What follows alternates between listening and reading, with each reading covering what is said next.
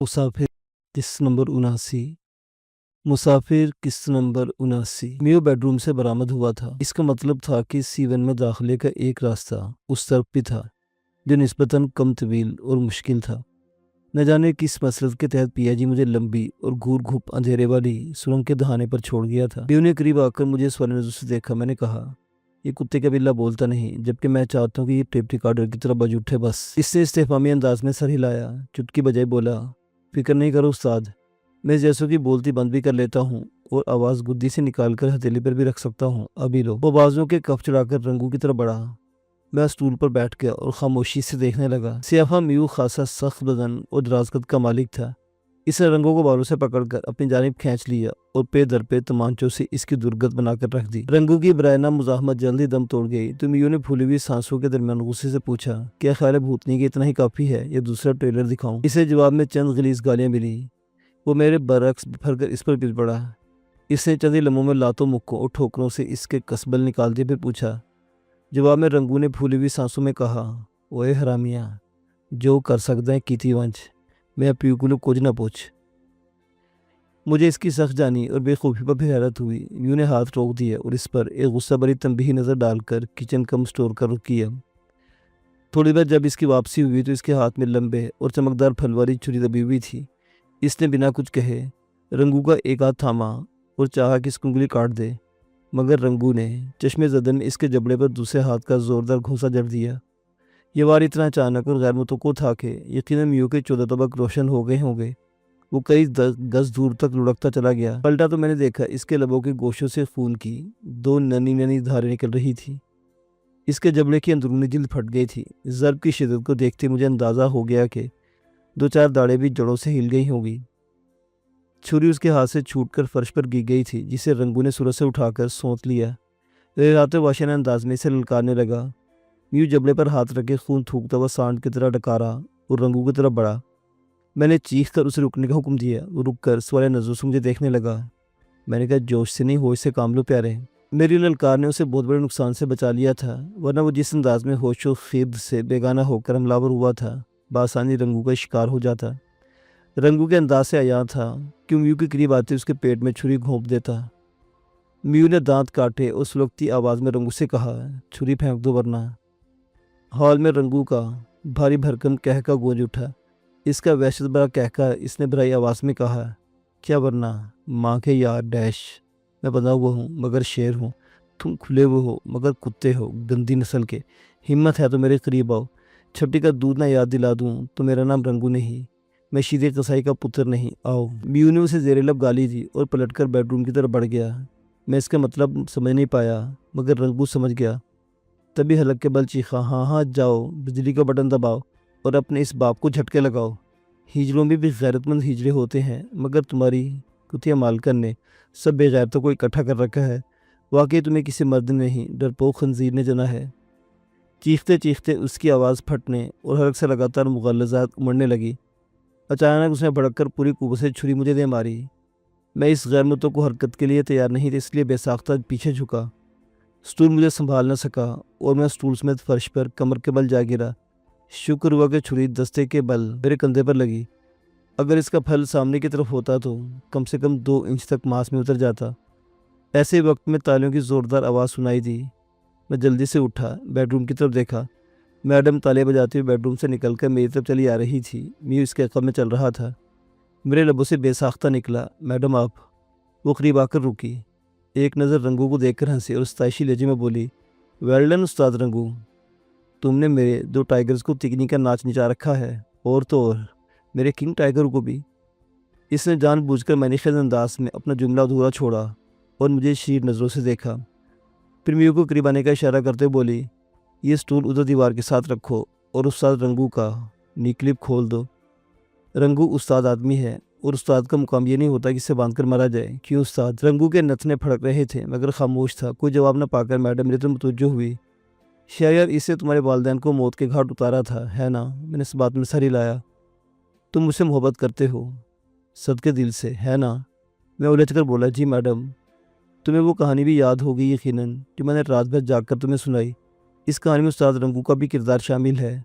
اسے اپنا انتقام لو، میرا بھی۔ یہ خالی ہاتھ ہے اس لیے تم بھی خالی ہاتھ لڑو گے؟ کیوں استاد رنگو، تمہیں یہ بات پسند آئی؟ رنگو نے دانت پیسے مجھے میڈم کو باری باری گھورا اور دیوار پر تھوک دیا، بولا میں تمہیں پہچان گیا، تم وہی ہرافا ہو۔ کیا نام تھا تمہارا؟ ہاں، چندو ماہی، مفت میں بکنے والی کنجری۔ ہاں، تم مجھ سے کیا انتقام لوگی؟ نام بدلنے سے اصلیت نہیں بدل سکتی۔ جاؤ اپنے گندے بدن کو مل مل کر دھو اور خدا سے اپنے گناہوں کی معافی مانگو۔ میں کیا برا ہوں؟ تم تو مجھ سے بھی لاکھ درجے زیادہ گندی ہو، تم مجھ سے انتقام لوگی؟ واہ! اس کی استہزائیہ بکواس سن کر میرا خون کھول اٹھا۔ اس نے میری موجودگی میں میڈم پر براہ راست اپنے من کی غلاظت اچھالی تھی جو مجھ سے برداشت نہ ہو سکی، اور میں بھڑک کر اس کی طرف بڑھا۔ میڈم نے آنے واحد میں اپنا بازو حائل کر دے بولی، نہیں شہریار، جلد بازی نہ کرو، تم چند منٹ بعد اپنے دل کی بھڑاس تسلی سے نکال لو گے، مگر ابھی نہیں، اس کا نیک کلپ کھلنے دو۔ یہ کہہ کر اس اسٹول پر بیٹھ گئی۔ چلو بعد میو سیاہ رنگ کی ایلکی اٹھا لایا۔ میڈم سے اجازت لے کر رنگو کے قریب چلا گیا۔ چونکہ وہ نیک کلپ کھولنے جا رہا تھا، اس سے رنگو نے اس پر حملہ نہیں کیا، بلکہ خشم کی نظروں سے اسے گھورتا رہا۔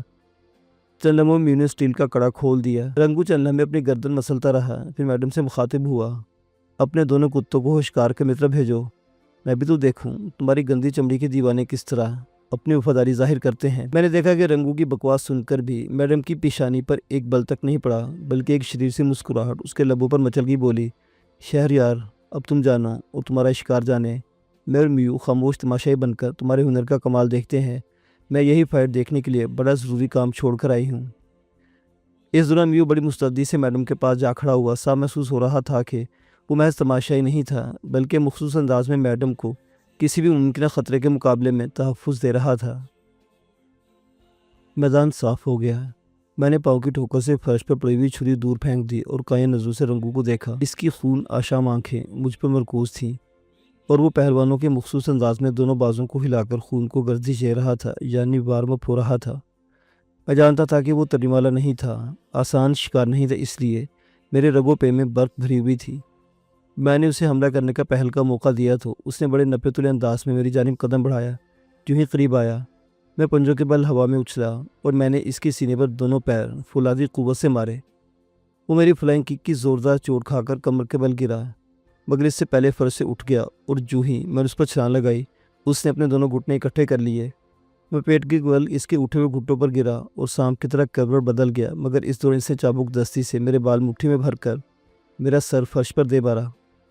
میری آنکھوں کے سامنے تارے ناچنے لگے۔ میں نے سر کو دائیں بائیں جھٹکا اور اچھل کر کھڑا ہو گیا۔ میرے کئی بال جلد سے اکھڑ گئے، مگر یہ درد کو خاطر میں لانے کا موقع نہیں تھا۔ ایڑی کے بل گھوما اور اس کے بائیں کولے پر زوردار کک رسید کی۔ اس کے ہونٹ بھیج گئے۔ ہتھیلیوں کے بل بجلی کسی تیز سے گھوما اور اس کی دونوں جڑی ہوئی ٹانگیں میری بائیں پنڈلی پر لگی۔ میں اپنا توازن برقرار نہ رکھتے ہوئے فرش پر گر گیا۔ میں نے گرتے ہی کروٹ بدل کر اس سے دور ہونے میں کوئی تاخیر نہیں کی تھی، مگر وہ مجھ سے پہلے فرش کو چھوڑ چکا تھا۔ جو ہی میں نے اٹھنا چاہا، اس کا زوردار مکہ میری کنپٹی پر پڑا۔ یوں لگا جیسے میری کھوپڑی پر ہینڈ گرنیڈ پھٹ گیا ہو۔ میں نے بے ساختہ سر تھام لیا، چند جھٹکے دیے، مگر حواس بحال نہ ہوئے۔ اس دوران موقع سے فائدہ اٹھاتے ہوئے رنگو نے مجھے مشینی انداز میں روئی کی طرح دھنک کر رکھ دیا۔ کیونکہ وہ رہ نہ پاتا، اس لیے بڑی چالاکی کے ساتھ اپنے ٹخنے مجھے مار رہا تھا۔ ٹخنوں کی مسلسل چوٹوں سے میرا سر چکرانے لگا۔ اچانک اس کا پاؤں میرے ہاتھ لگ گیا۔ میں نے آؤ دیکھا نہ داؤ اور زوردار جھٹکا دے کر پاؤں کو موڑ دیا۔ اس کے حلق سے تیز سسکاری نکلی۔ ایسے ہی وقت میں وہ اچانک فرش پر جھکا، ہتھیلیوں کے بل ٹکا، اور اس نے بندر کسی پھوتی سے اپنی دوسری ٹانگ پوری قوت سے گھما کر مجھے دے ماری۔ چونکہ میں اس کے ارادے کو بھانپ گیا تھا، اس لیے سر بچا گیا اور اس کی پنڈلی میرے کندھے پر لگی۔ میں دانت پیس کر اس کا پاؤں موڑتا گیا اور وہ کروٹ پر کروٹ بدلتا گیا۔ اس کی پاؤں کی چھڑانے کی ہر تدبیر میں اپنی گرفت میں غیر معمولی طاقت بھر کر کاٹتا رہا، پھر اس کی مزاحمت کا دم خم ٹوٹ گیا۔ میں نے موقع مناسب جانا اور اچھل کر اس کی پشت پر سوار ہو گیا، پاؤں چھوڑ کر اس کی تھوڑی کے نیچے دونوں ہاتھ رکھ لیے۔ جب تک وہ میرا ارادہ بھانپتا، وہ بری طرح میرے دیہاتی داؤ میں پھنس چکا تھا۔ میں نے وحشیانہ انداز میں پوری قوت صرف کر کے اس کا سر اوپر اٹھایا۔ اب اگر وہ اندھا دھند زور لگاتا تو اس کے منکے کے ٹوٹنے کا احتمال تھا، اس لیے مزاحمت ترک کر کے خرخرانے لگا۔ پھر اچانک کی تھوڑی طرح سے ہاتھ نکال لیے، اس کی ناک فرش پر لگی، پورے بدن کو جھٹکا لگا۔ میں نے اسے سر کے عقب بالوں سے پکڑ کر پے در پہ فرش پر مار کر اس کی ناک خون میں تر کر کے چپٹی کر دی۔ اس کی خرخراہٹ باقاعدہ چیخوں اور گالیوں کی شکل اختیار کر گئی تھی، مگر وہ نہ تو میرے نیچے سے نکل سکتا تھا اور نہ اپنے بال چھڑا سکتا تھا۔ تھوڑی دیر میں اس کے کسبل نکل گئے اور اس نے اپنا سر ایک جانب ڈال دیا۔ میں اچھل کر 2 قدم دور جا کھڑا ہوا، دیکھا کہ اس کے چہرے کے نیچے فرش پر خون کافی مقدار میں موجود تھا اور پچکی ہوئی بدبودہ ناک سے خون باریک دھاروں کی صورت نکل کر خون کے ننھے تالاب میں مسلسل اضافہ کر رہا تھا۔ اس کے دونوں ہاتھ فرش پر پھیلے ہوئے تھے۔ میں نے اس کی انگلیوں پر جس لگائی۔ میرے سخت سول والے جوتوں نے اس کی انگلیاں پیس ڈالی تو اس کے حلق سے ہلکی سی چیخ نکل گئی۔ میں نے بندر کی طرح اچھل اچھل کر اس کے دونوں پیروں کی انگلیاں بری طرح کچل ڈالی۔ کچھ ہی دیر میں اس میں ہاتھ اٹھانے کی سکت بھی نہ رہی۔ میں نے چلنے میں دم لیا، سوچا، پھر اس کے دونوں پیر تھام کر ہوا میں بلند کیے، گھٹنوں کے عقبی حصوں میں اپنے پیر رکھے اور اس کے پیروں کو پوری قوت سے موڑ کر ان پر اپنا پورا وزن ڈال دیا۔ اعصابی کھنچاؤ نے اسے تڑپنے اور چیخنے پر مجبور کر دیا۔ میں نے دانت پیس کر اس کے پیروں کو فرش سے لگا دیا۔ دونوں گھٹنوں کی ہڈیاں اپنی جگہ سے کھسک گئیں اور حال رنگو کی دلدوز چیخوں سے گونج اٹھا۔ میں نے اسی پر اکتفا نہیں کیا بلکہ اسے بالوں سے پکڑ کر اٹھایا اور تمانچوں کے تسلسل پر رکھ لیا۔ میرے ہاتھ خون سے لتھڑ گئے مگر مجھے پرواہ نہیں تھی۔ مجھ پر عجیب سی جنونی کیفیت طاری تھی، گویا میں اپنے حواس میں نہیں تھا۔ مجھے یاد نہیں کہ میں نے اسے کتنا مارا، کہاں کہاں مارا اور اس سے میرا ہاتھ روکنے کی کیا کیا کوشش کی۔ نہ جانے کس وقت وہ ہوش و خرد سے بیگانہ ہو گیا مگر میرے ہاتھ پیر بدستور چلتے رہے۔ میرے کانوں میں میڈم کی تیز آواز پڑی، شہریار رک جاؤ پلیز، رنگو بے ہوش ہو گیا ہے۔ میں نے ہاتھ روکا، جھک کر اس کا جائزہ لیا۔ وہ بے ہوش ہو چکا تھا۔ میں نے اس کی آنکھوں میں انگلیاں گھسیڑ دی۔ اس کے بدن کو ایک جھٹکا سا لگا مگر بے ہوشی نہ ٹوٹی۔ جو ہی میں نے انگلی دوہری کی اور آنکھ کا ڈھیلا باہر کی طرف کھینچا، اس کے حلق سے دردناک چیخ برآمد ہوئی اور وہ ہوش میں آ گیا۔ اس کا جسم مسلسل جھٹکے لے رہا تھا۔ خدا واسطے میری آنکھ! اس کے حلق سے خرخراتی بے ربط آواز برآمد ہوئی۔ میری نفرت میری برداشت پر حاوی تھی۔ میں نے وحشیانہ انداز میں اس کا ڈھیلا باہر کھینچ لیا۔ خون کی باریک مگر تیز دھار میرے چہرے تک آئی جبکہ خون اور رطوبت سے لتھڑے ہوئے باریک عضلات میرے ہاتھ سے چمٹ گئے۔ اس کا جھٹکے لیتا وجود ایک دم ساکت ہو گیا۔ وہ پھر بے ہوش ہو گیا۔ میں نے ہاتھ جھٹک کر ڈھیلا پرے پھینک دیا اور پچکی ہوئی ناک پر ہاتھ رکھ کر نچلا ہونٹ دوہرے انگوٹھے اور انگلیوں میں جکڑ کر کھینچ لیا۔ درد کی شدت سے وہ پھر ہوش میں آ گیا۔ اس کے دونوں ہاتھ فرش پر تڑپنے کے انداز میں ہلنے لگے اور ایک آنکھ میں دنیا جہان کا درد سمٹ آیا۔ انسانی ماس میں بڑی لچک ہوتی ہے مگر ایک حد پر جا کر کاغذ کی طرح ٹھوس ہو جاتا ہے اور پھٹنے لگتا ہے۔ اس کا نچلا ہونٹ بھی گوشے سے پھٹنے لگا۔ تکلیف کی شدت سے گھٹنوں سے اوپر تک اس کی ٹانگیں جھٹکے لینے لگی۔ آدھا ہونٹ پھٹ گیا تو میں نے چھوڑ دیا اور اوپر والا ہونٹ منہ سمیت پکڑ لیا۔ ایسے ہی وقت میں اس کی گھگھیائی آواز مجھے سنائی دی، بس مینوں معافی دے دے۔ اس کے حلق سے نکلنے والے ادھورے جملے نے میرے اندر جلتے فلک بوس الاؤ پر پانی کے چند چھینٹے مارے۔ ایک ذرا تسکین ہوئی۔ میں نے اس کا ہونٹ چھوڑ دیا اور پاؤں ناک سے ہٹا کر اس کی پھولی ہوئی پچکی چھاتی پر رکھ دیا۔ اس وقت جیسے شکاری اپنے شکار کو مار گرانے کے بعد اس کے سینے پر پاؤں رکھ کر فخری انداز میں فوٹو کھنچواتے ہیں۔ اس کی تکلیف برداشت کرنے کی صلاحیت دیدنی تھی۔ وہ چند لمحے تڑپتا رہا، پھر گردن ایک طرف ڈال کر بے حد مایوسی سے بولا، میں ہار گیا، استاد رنگو، کسائی ہار گیا، کل کے لونڈے سے ہار گیا، ہائے۔ اس کے جسم کا کوئی عضو سلامت نہیں تھا اور اگر اسے اسی حالت میں چھوڑ بھی دیا جاتا تو بمشکل آدھا گھنٹہ نہیں گزار سکتا تھا، پہلے ہی مر جاتا۔ چاروں شانے چت فرش پر پڑا، ایک آنکھ سے چھت کے لینٹر کو گھور رہا تھا۔ اس کی اکلوتی آنکھ پانی سے بھری ہوئی تھی، دوسری آنکھ کی جگہ پر خون سے بھرا ہوا گڑا اور پچکی ہوئی ناک خون آلود ہو کر اس کی شکل کو مزید ڈراؤنا کر رہے تھے۔ اس کی آنکھ بجا طور پر شکست تحریر تھی۔ میں نے چھاتی پر رکھے پاؤں کے دباؤ میں اضافہ کیا اور موت کی خنکی سمیٹ کر کہا، امید ہے تجھے پتہ چل گیا ہوگا کہ ہم دونوں میں سے شیر کون ہے اور کتا کون۔ اس کے بے جان انداز میں پھیلے ہوئے بازوں میں مہوم سی حرکت پیدا ہوئی جو فوراً ہی معدوم ہو گئی۔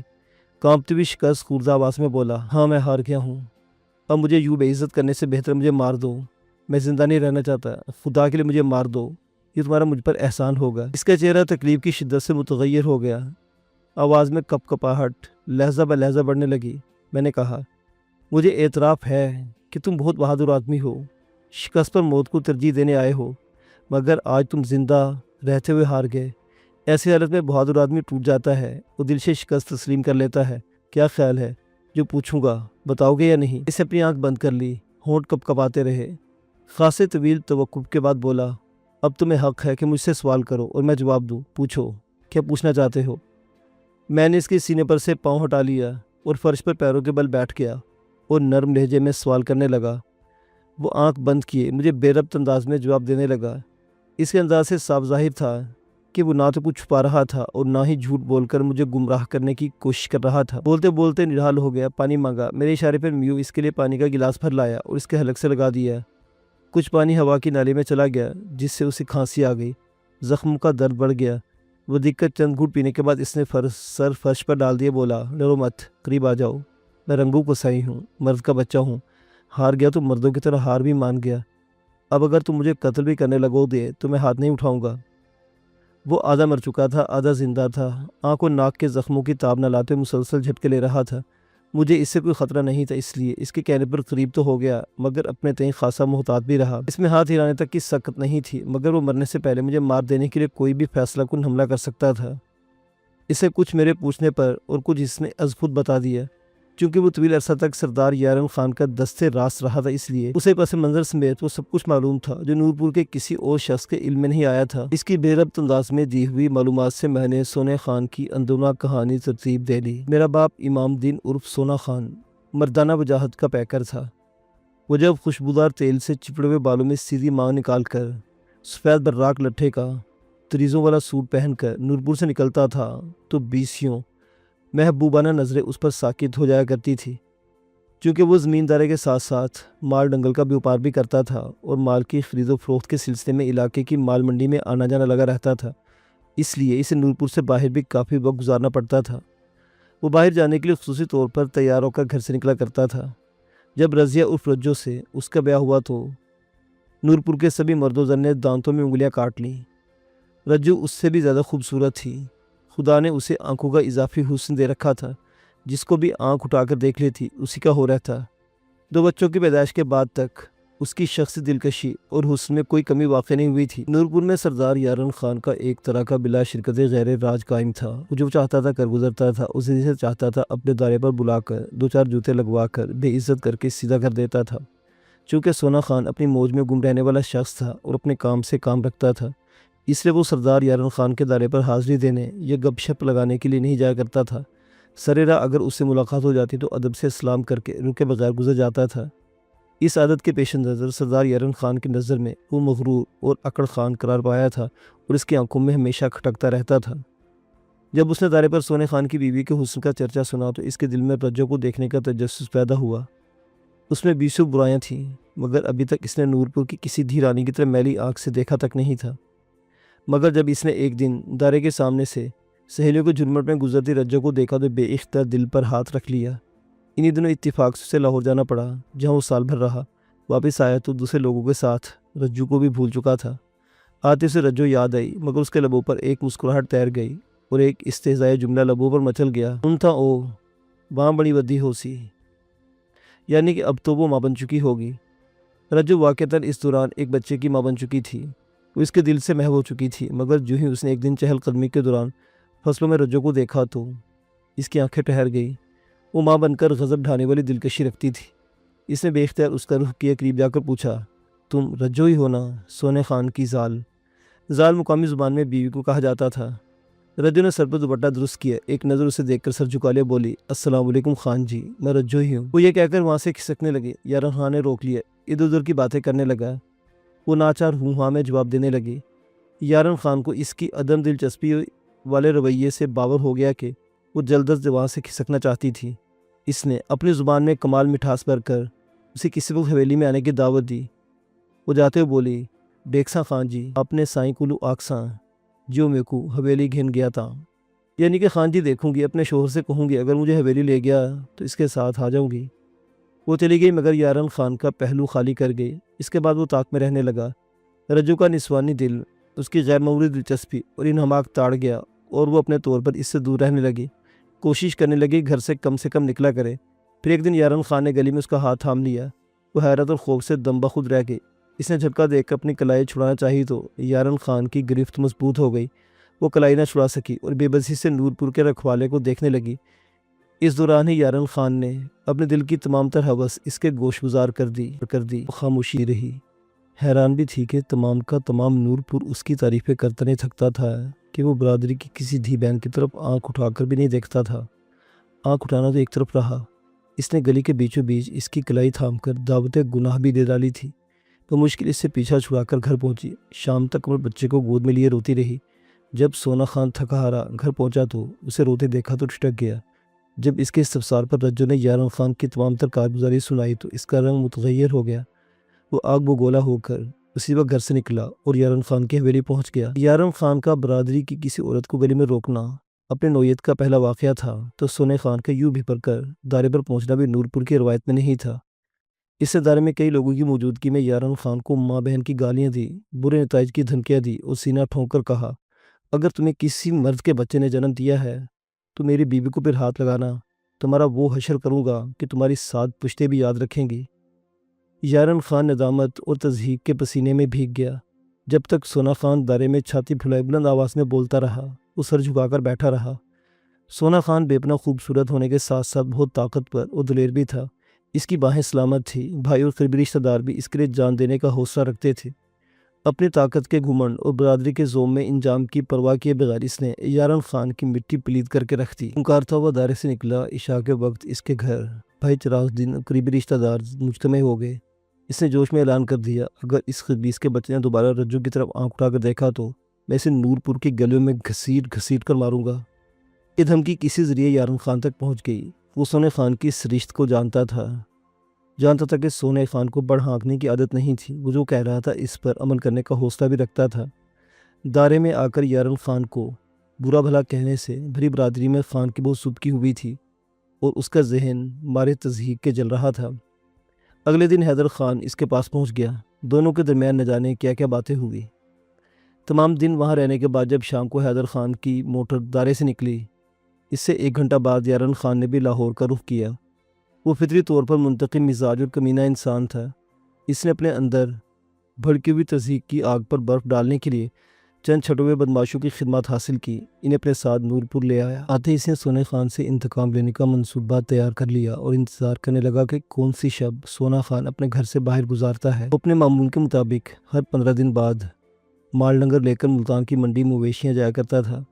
ایسے ہی ایک رات کو اپنے کارندوں کی مدد سے یارن خان نے سونے خان کی دیوار پھاند لی اور سونے خان کی عزت کی دھجیاں اڑا دی۔ ساتھ میں رجو کو سمجھا بھی دیا کہ اگر وہ سونے خان کو بتائے گی یا تو قتل ہو جائے گی یا عمر بھر جیل میں گزارے گی۔ رجو دیہاتی عورت ہونے کے باوجود بہت سمجھدار تھی۔ اس دھمکی میں پنہا سربریت، یارن خان کی طاقت اور اپنا مخدوش مستقبل دیکھ کر لبستہ ہو گئی، مگر اس کی تمام تر شوخیاں اور جوانی کی سرمستیاں ہوا ہو گئی، جنہیں سونے خان کی محبت بھری آنکھوں نے چند ہی دنوں میں تاڑ لیا۔ اس کے مسلسل بجھے بجھے رہنے کو تو پہلے سونے خان نے طبیعت کی خرابی قرار دیا، مگر کئی دن گزرنے پر بھی رجو کی کیفیت جوں کی تو رہی تو گھبرا گیا اور گاہے بگاہے کریدنے لگا۔ یارن خان ہر 15 روز بعد سونے خان کے گھر نقب لگانے پہنچ جاتا۔ رجو 2-3 ماہ میں ہی سوکھ کر کانٹا ہو گئی، چہرہ پیلا پڑنے لگا۔ اپنے خامد کو بتانے کی خواہش رکھنے کے باوجود نہ بتا سکی کیونکہ اسے سونے خان کی سلامتی عزیز تھی۔ اس نے سکون کی سانس لی جب ہر 15 دن بعد رات کے اندھیرے میں اسے پامال کرنے والا یارن خان کچھ عرصہ نور پور رہنے کے بعد کہیں چلا گیا۔ کسی نے کہا کہ لاہور گیا ہے تو کسی نے کہا کہ جاپان سدھار گیا ہے۔ رجو کو اس سے کوئی غرض نہیں تھی کہ وہ کہاں گیا تھا، اسے تو جان چھوٹنے کی خوشی تھی۔ رفتہ رفتہ وہ اپنے سابق معمول پر لوٹ آئی، مگر سونا خان دیکھ رہا تھا کہ رجو کے معمولات میں پہلی سی شوخی نہیں رہی تھی۔ رجو نے سوچ رکھا تھا کہ 6-7 ماہ یا اس سے زیادہ عرصہ یارن خان نور پور لوٹ کر نہیں آئے گا، مگر اس کی توقع کے برعکس وہ 1.5 ماہ بعد نور پور پہنچ گیا تو وہ پھر اندیشوں میں گھر گئی، مگر آنے والے دنوں میں یارن خان نے اسے آنکھ اٹھا کر بھی نہیں دیکھا۔ سننے میں یہ بھی آیا تھا کہ اس نے شادی کر لی تھی۔ اس خبر کی تصدیق یوں بھی ہوئی کہ وہ مہینے میں 1 چکر لاہور کا لگانے لگا تھا۔ اس کی شادی ہو گئی تھی، اس نے کسی عورت سے دوستی کر لی تھی، یا ویسے ہی رجو اس کے دل و دماغ سے اتر گئی تھی۔ اس بحث کے قطع نظر رجو نے اطمینان کی سانس لی اور اپنے محبوب شوہر کی دلداریوں میں رجھ گئی۔ اس کے حقوق پر مارے جانے والے ناپسندیدہ شب خون کے لرزہ بر اندام واقعات کو اس نے اپنی تنہائی کے آنسوں میں چھپا دیا۔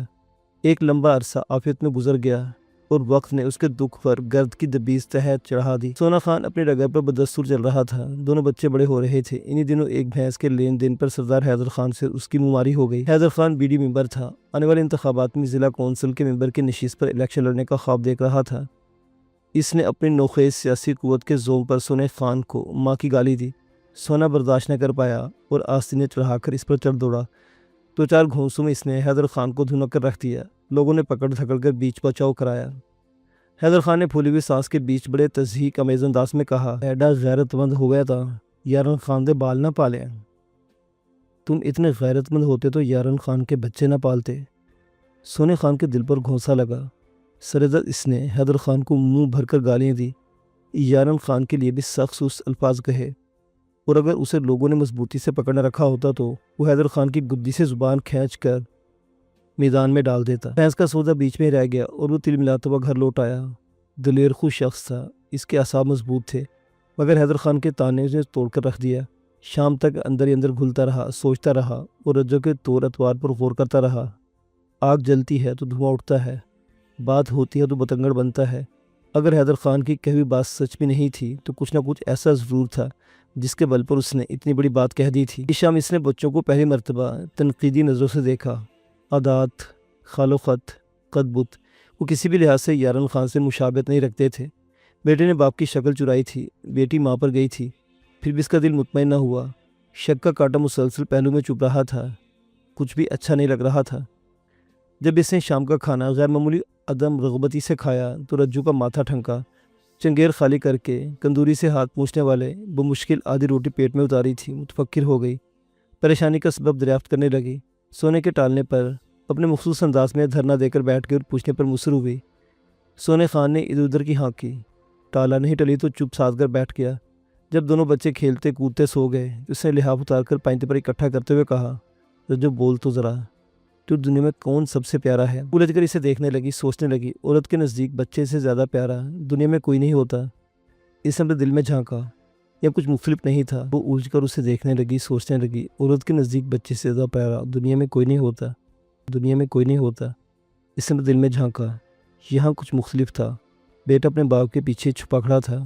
سچ دکھائی دے تو سچ بول دیا، میرے کو تو پیارا ہے، وال شہرا جانی، میری دلڑی دراجہ ہے، تم مجھے پیارے ہو، تمہارے بعد میرے دل کا راجہ شہرا ہے۔ سونے اس میں 4 پیپر بلا لیا، اس کا دانا ہاتھ اپنے سر پر رکھا، بائیں ہاتھ پہلو میں لیٹے بیٹے کے سر پر رکھا، پوچھا، تمہیں سچ سچ بتا، یہ دونوں بچے میرے ہی ہیں نا؟ رجو کی آنکھیں خوف اور احساس ذلت سے پھٹنے کو آ گئی، تھوک نکل کر بولی، حیدر خان، یہ تو کیا پیاد ہے، میں تیری، میری آل بھی تیری، تھیا کیا ہے؟ سونے خان کی غیرت مند آنکھیں جھک گئیں، کانپتی آواز میں بولا، آج مجھے اس بے غیرت حیدر خان نے لڑے میدان میں تانا دیا ہے کہ میں یارن خان کے بچے پال رہا ہوں۔ سونے کی سانسیں پھول گئی، سینہ دھونکی ہو گیا۔ رجو کو دیکھے بغیر بولا، رجو، یہ بات وسیب کے 5-7 بندوں اور 2-3 ویپاریوں نے بھی سنی، اور وسیب میں میری غیرت کا سریعام جنازہ نکل گیا۔ سچ بتا رجو، میری امانت میں تم نے خیانت کی ہے، اس کتے یارن خان نے۔ رجو کا دم گھٹنے لگا، ہونٹ کپ کپانے لگے۔ اس کے ہاتھ میں پیدا ہونے والی لرزش کو سونے خان نے محسوس کر لیا، درشتی سے بولا، رجو، کھانا قسم میرے سر کی، شہرے کے سر کی، اور بول، کیا میری عزت کا جنازہ تم نے اٹھا دیا ہے؟ رجو نے دونوں ہاتھ کھینچ لیے، سسک کر چارپائی سے اٹھ گئی۔ کمرے کا وسیع شتیر پچھلے سال ٹوٹ گیا تھا۔ سونے خان نے شتیر کے ٹوٹے ہوئے حصے میں کھجور کا تنا کاٹ کر ستون کی شکل میں کھڑا کر دیا تھا۔ وہ اس ستون کے عقب میں جا کر چھپنے کے انداز میں چپک کر کھڑی ہو گئی، روتے بولی، خان، میں کو مارن تو پہلے میری گال سن گھن۔ رجو کی خوف سے معمور فریاد سنتے ہی چارپائی سے اترتا ہوا سونا تھم گیا، وجود ایک دم بے جان ہو گیا، سر جھک گیا، چارپائی کی بام پر ہاتھوں کی گریپ ہجیانی ہو گئی۔ شکست خوردہ انداز میں بولا، بس سنتا گھنتا ہے، پر اپنا دل بلاون کیتے سنا گھن۔ میں نے سن تو لیا، مگر اپنا دل بہلانے کے لیے کہیں سنا ہی دو۔ یہ لگا جیسے اس کی آواز اندھے کنویں سے برآمد ہوئی۔ رجو لرزتی آواز میں الف سے لے کر یہ تک کی رام کہانی سنا کر فرد جرم بنی خاموش ہو گئی۔ دونوں ہاتھ جوڑ کر دہشت بھری نظروں سے اپنے سرتاج کو دیکھنے لگی۔ اس کے سائے نے چارپائی سے اٹھنا چاہا، اٹھ نہ پایا، ٹوٹے دل سے بولا، تو نے میری کمر توڑ دی ہے، مجھے مردار کھلانے سے پہلے مجھے مار دیا ہوتا۔ رجو تڑپی، میں نہ کل تجھے مرتا دیکھ سکتی تھی نہ آج، مگر میں تمہارے سر کی قسم کھا کر کہتی ہوں، شہرا اور پروین تمہارا خون ہے، میں پاک کلام کی۔ اس نے اپنے ابھری رنگوں والا ہاتھ ہوا میں لہرایا، بولا، قسمیں نہ کھا اور آ کر پری کے ساتھ سو جا، جو ہونا تھا ہو چکا، اور جو ہونا ہے وہ ہو کر رہے گا۔ رجو میں اتنی ہمت پیدا نہ ہو سکی کہ وہ سونے خان کے قریب آ جاتی۔ وہ چارپائی پر لیٹ گیا تو ڈرتی ڈرتی قریب آئی، اس کے پیروں پر چہرہ رکھ کر زاروں کی طرح اس کا سونے خان کے دل پر گراں گزرتا تھا۔ آج وہ ٹوٹ کر رو رہی تھی، مگر وہ دیکھ تک نہیں رہا تھا۔ رجو نے بچوں کا واسطہ دیا، اپنی محبت کا واسطہ دیا۔ اس کی گھنٹہ بھر کی ریاضت کے جواب میں سونے خان نے فقط اتنا کہا، معاف کرنے کا حق غیرت والوں کو ہوتا ہے، بے غیرتوں کو نہیں۔ جاؤ، مجھے تنگ نہ کرو اور سو جاؤ۔ وہ اس کے پیروں سے لپٹی رہی۔ مقدر پہلے ہی سویا ہوا تھا۔ سسکتے سسکتے اس کی بھی آنکھ لگ گئی۔ رات کے کسی پہر اس کی آنکھ کھلی۔ سونے خان کو چارپائی پر نہ پا کر ایک جھٹکے سے اٹھ بیٹھی۔ گہری نیند سونے کا رسیا اسے سلا کر کہیں چلا گیا تھا۔ کہاں؟ یہی سوچ رہی تھی، ناگہاں اس کی نظر بھولے والی نکر پر پڑی۔ چونک گئی۔ سونے خان کا کیمبل پوری کلہاڑا اپنی جگہ پر نہیں تھا۔ اس کا ہاتھ بے اختیار سینے پر جا ٹھہرا۔ یا اللہ خیر، یا اللہ خیر خیر۔